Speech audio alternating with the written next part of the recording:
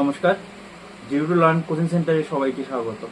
আজকে আমি JRBT group সির ইংলিশ সিলেবাস সম্পর্কে আলোচনা করব। তো শুরুতেই থাকে কম্পিটিশন টেস্ট, নেক্সট থাকবে gap filling. Actually gap filling কি কি মানে কিসের উপরে গ্যাপ ফিলিং হয়? Gap filling articles, preposition, subject verb agreement, modals, তার উপরে বেসিক করে গ্যাপ ফিলিং হয়। নেক্সট হলো ট্রান্সফরমেশন অফ সেন্টেন্স।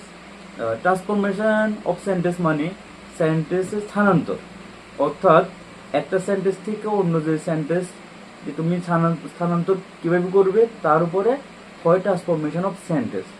তো এখানে অ্যাফার্মেটিভ থেকে নেগেটিভ, বা অ্যাফার্মেটিভ থেকে এক্সক্লেমেটরি, বা এক্সক্লেমেটরি থেকে অ্যাসারেটিভ, বা সিম্পল, কমপ্লেক্স, কম্পাউন্ড, এইসব উপরে বেসিক করে ট্রান্সফরমেশন অফ সেন্টেন্স হয় এবং ট্রান্সফরমেশন সেন্টেন্স গ্রুপ সিতে আছে।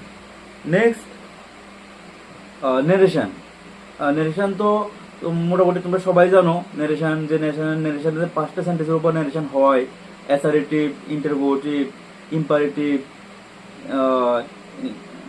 Operative, exclamatory. এই 5টা সেন্টেন্সের উপরে নারেশন হয়, এই 5টার উপরে নারেশন হয় এবং এখান থেকে আসবে, তোমাদের এটা সিলেবাসেও আছে।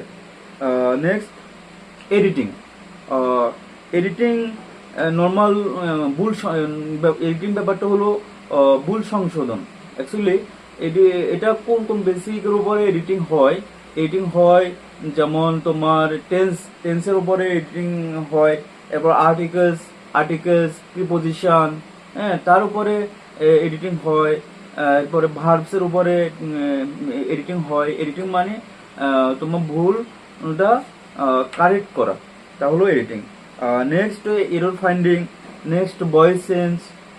ভয়েস চেঞ্জটা অ্যাক্টিভ ভয়েস থাকবে, অ্যাক্টিভ ভয়েস থেকে তুমি কিভাবে প্যাসিভে নেবে বা প্যাসিভ থেকে তুমি কিভাবে অ্যাক্টিভে আনবে, এটা হলো ভয়েস চেঞ্জ।